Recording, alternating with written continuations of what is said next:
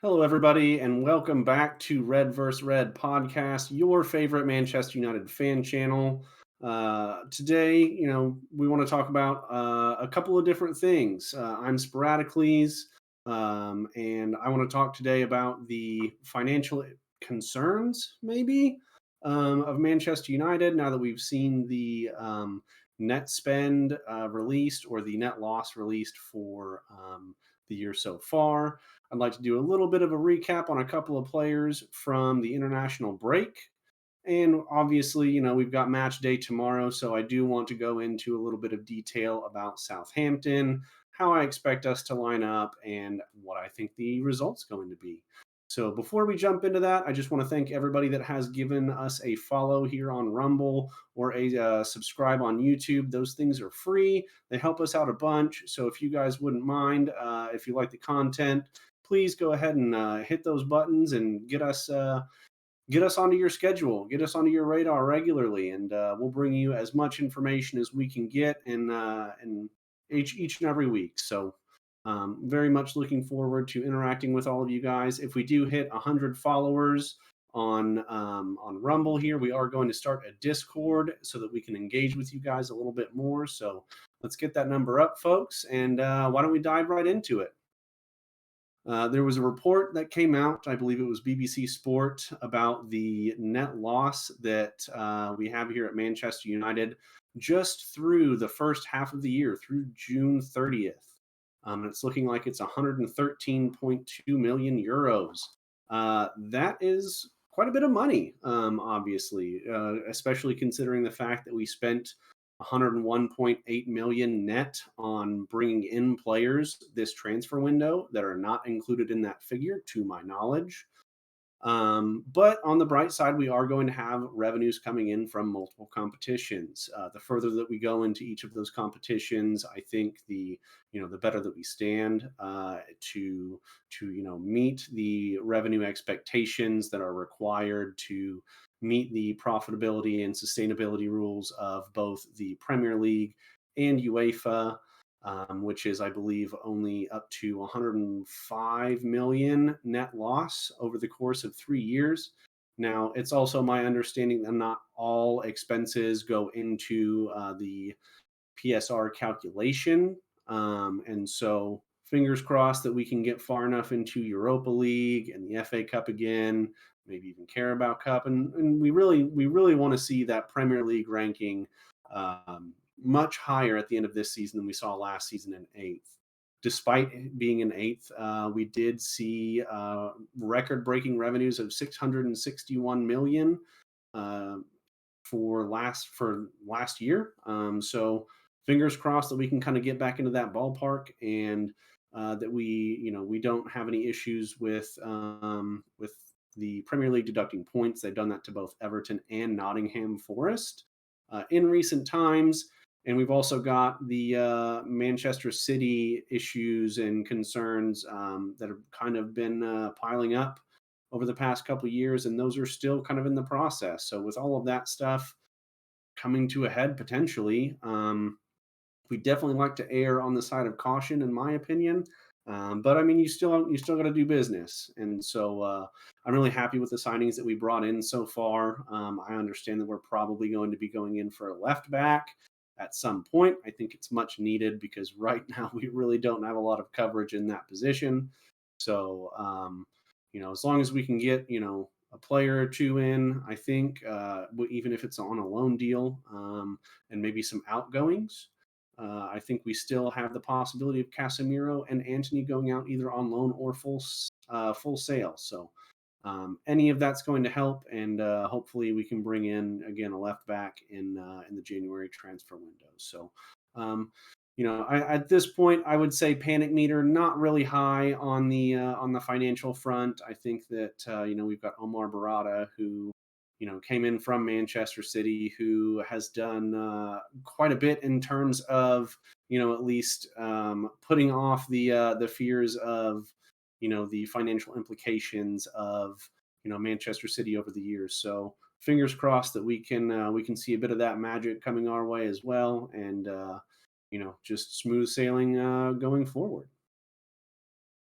Next thing that I want to talk about is going to be, a couple of players that I have of note from the international break, namely Joshua Zirkzee, who got his first start and his first goal against Bosnia Herzegovina for the Netherlands. I think he definitely needed a bit of a pick me up after the last couple of outings that he's had against both Liverpool and Brighton and Hove Albion. That Brighton game, I can only imagine how he would have felt after that. We would have been ahead 2-1 late in the game if that freak offsides wouldn't have happened. But it is what it is, and we really just didn't get a whole lot going there for the Liverpool game. So getting on the score sheet in a win against for the Netherlands, I think that's going to be a huge boost to his confidence. And hopefully he'll come out swinging against this Southampton team that we've got coming up tomorrow morning. Well, morning for me, afternoon for y'all, depending on where you're from. So, the other player that I want to talk a little bit more about is Bruno Fernandes. Obviously, Bruno Fernandes going to do well every time that he plays for Portugal. He's one of their top players, and that trend did not falter over this break either. He definitely had a good game against Scotland on his birthday and clapped back a little bit at Scott McTominay, the goal scorer there for Scotland, saying it's always good to run into you, but maybe don't score on my birthday. So good to see him have a good sense of humor about it, and get one in the back of the net. And so also had an assist for Diogo Dalot's goal, I believe, against Croatia. And Diogo Dalot also scored against Croatia. Obviously, Diogo Dalot scored, and he got an assist for Cristiano Ronaldo in that same game. So it's looking like, we had a couple players with really good international breaks, and we definitely needed that after that Liverpool game. I think that a lot of players should be coming back from this international break with a renewed sense of hope and optimism, and it should be really helpful for us tomorrow. Now, that's not to say that I think it's going to be a blowout tomorrow, as much as I would love to say that. There's still going to be a lot of factors that are going to play into that, and so with that, why don't we just kind of dive right into the upcoming match that we have against Southampton? We'll go into my lineup that I've got here. As expected, Andre Onana. Don't expect that to change. If you do, don't. Just don't. He's gonna be the regular on that team sheet. So if nobody else, Onana will be there week in, week out. So looking forward to him getting a bit of confidence back in this game against Southampton. I'm really hoping that we can get a clean sheet for him, so that we can get him into a good vein of form. Maybe he has to make a couple of stops here and there. Who knows? But I'm hoping that the four people in front of him are going to do him some justice this time around. And so we'll start, as we do, on the left with Diogo Dalot, who I just talked about. Obviously, had a really good game for Portugal against Croatia, and so really excited to see him coming off of that game and performance, and hoping that he can do a lot for us against this Southampton team. I think that Southampton is probably going to sit back a little bit deeper and counterattack. So I'd like to see him get forward and create some opportunities for the offense and kind of alleviate some of that pressure from us, as well as his counterpart on the right-hand side, Nusayr Mazraoui. We're going to need our winger or our wing backs, basically, to come in and put in a shift this weekend, because I think it is going to be, I wouldn't say necessarily cagey nor end to end. I think we're going to see a lot of the ball, and what we do on the ball is going to be kind of a key indicator as to how well we are going to perform, because we have historically struggled against teams that like to sit in a low block and come out and counter against us. I think we're still a team that needs to kind of work on finding our shape on offense, so that we're not exposed on defense whenever we do lose possession up the field. And so Diogo Dalot and Nusayr Mazraoui are both going to have to put in a shift this weekend in order for us to come out with this win. Next to Dallo, we have the ever-present Lisandro Martinez, our certainly number one pick for defense, or at least for our left center back position. I don't think, as much as this should be a fixture where we do a lot of rotating, I don't think that this is going to be one where we're going to see that for our defense. And so Butcher coming in, doing Butcher things. Hopefully, he keeps some of the spark, the intensity that he had in that Liverpool game. Whenever he goes in, I want to see him make those heavy challenges. Honestly, I want to see him come in and put in a shift and really establish himself and make sure that Southampton knows that they're not going to get any easy opportunities. They're not just going to breeze past him, and that he's going to put all of their attacks to bed. Next to him, we have De Ligt again.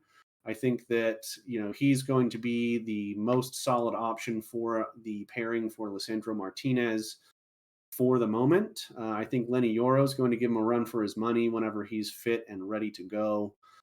Those are probably going to be kind of interchangeable parts into this machine that we're going to create in this Manchester United defense. So looking forward to hopefully seeing a bit more out of De Ligt. I think that there were some causes for concern in the Liverpool game.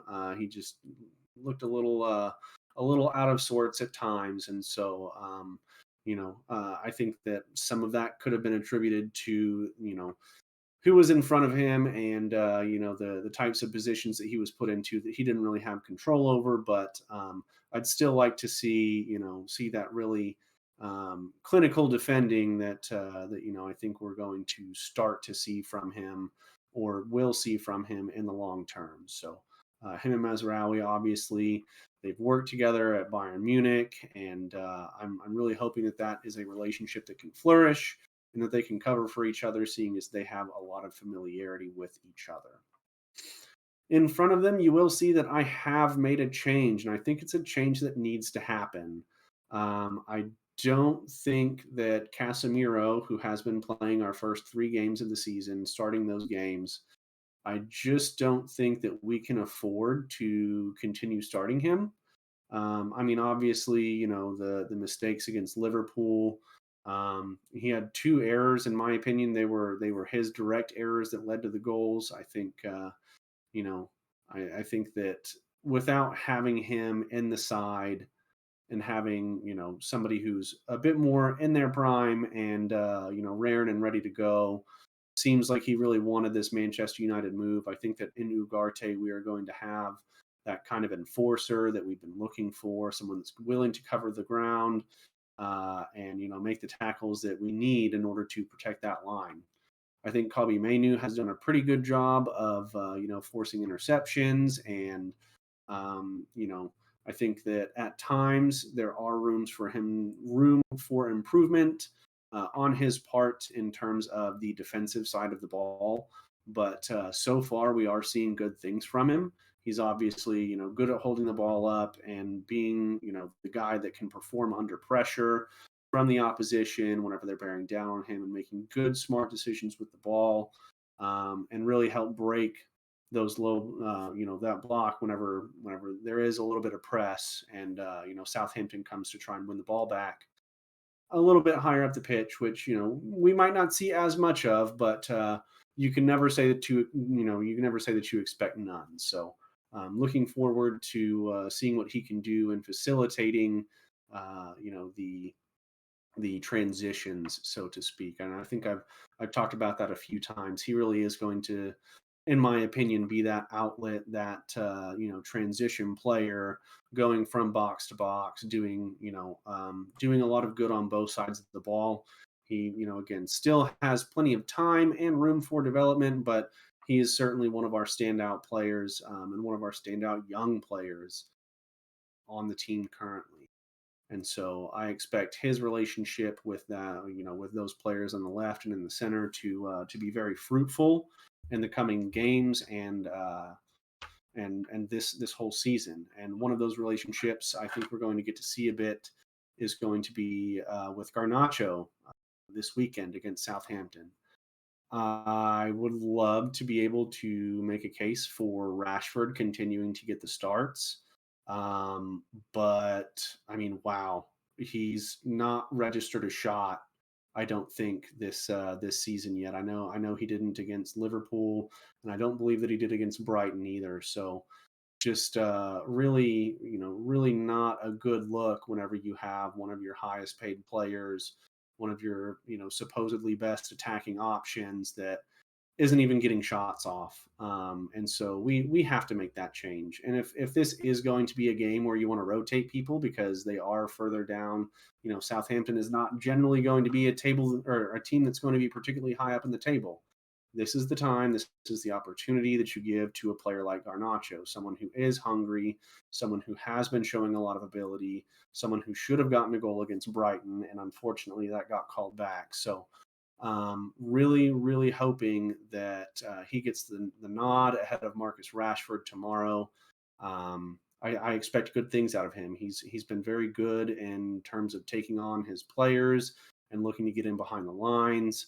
And this I think this is going to be a good test of how our offense does whenever you do have teams that are going to be sitting back and playing a bit more defensively.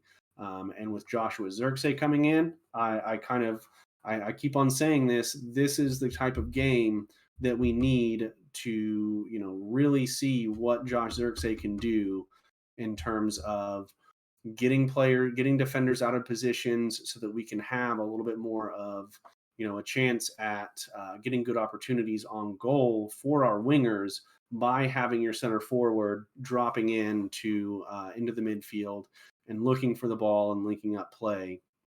And so should be a really exciting opportunity for both of those players, Garnacho and Zirkzee. And of course, Bruno Fernandes.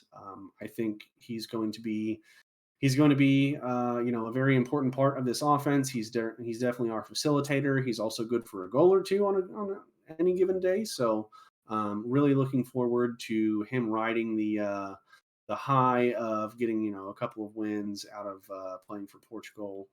And so it should be a very good game for him. I think he's going to be well motivated after the Liverpool game.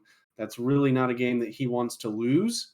And not only did we lose, but we lost it in spectacular fashion. So I think he's going to be fired up for this game. This is one of those no excuses type of games, and so I don't think he's going to let anybody around him make set excuses, and he's gonna get the best out of everybody. And so one of those players that we have been seeing, I think the best out of for his age and development is going to be Amad Diallo, who should again get the nod here. I don't think that, and especially with Antony, his future being still kind of questionable, he might end up making either a loan move or a permanent move to the Turkish league, if I'm not mistaken.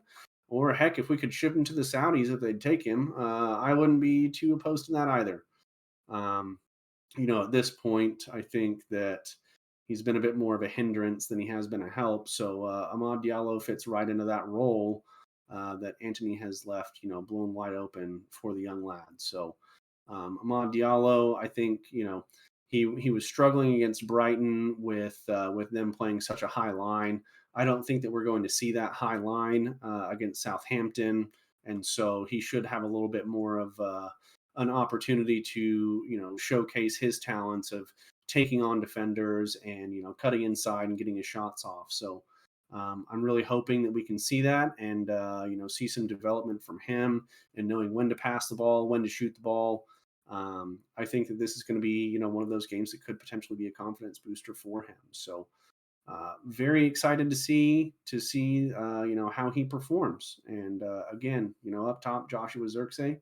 Um, I've harped on him quite a bit in terms of his ability to perform and how he offers us a different option. And this is the exact type of game that I think he is going to allow our offense to shine in, and his abilities in particular in terms of again moving those defenders around and forcing them to make decisions and bringing them out of places that that they'd like to be able to cover, just by the way that he moves. And so I think that he's going to have a good game. I definitely, I think that he's going to be good for at least an assist this game. Ultimately, I think that this game is going to go well for us. I think that we have a lot of good options, and we are going to see a classic game from Joshua Zirkzee in terms of what he can do. And I hope that it really brings out Bruno Fernandez's ability to pick out a pass and make smart decisions. So I'm going to go with 2-1 as the prediction for this game. I think that we are going to get a couple goals. In that, again, Southampton, they're going to sit back and probably try and counter. And so, we might still be getting caught out on those wings at times, but I think altogether we're going to have a good match. I think we're going to see a lot of the ball and what we can do with the ball. I think that we should see at least one goal from a non-counter attacking from a more possession based position. And yeah, I think that it's going to be a good game, and it should hopefully allow us to build up a little bit of confidence and for the coming weeks, which could be very fruitful for us. And I'm hoping that they're going to be fruitful for us. But I think I'm going to have to tamper down the unhinged optimism that I expressed from last week. After saying we were going to win 3-1 against Liverpool, that kind of blew up in my face. So we're going to go for a little bit more realistic expectations here, and the realistic expectation is that we should win this game, but it might not be comfortable. So looking forward to seeing what we do. Let me know down in the comments. Do you think that's how we're going to play out? Do you think that starting lineup is what you would start? Is that our best starting 11? Truly, is that our best starting 11 that we have right now? Let us know down in the comments. Again, don't forget to hit the follow button or the subscribe button, depending on your platform. We've got links down below for all of our various social medias. Don't forget to follow those, and we'll keep you in the loop as soon as we have more information on all things Manchester United. For me, I've been Sporadiclese, and I'm very much looking forward to seeing all of you in our next video over the weekend, which is hopefully going to be a video talking about our win against Southampton. So this is Sporadiclese signing out, and thank you all for your time, and we will see you this weekend.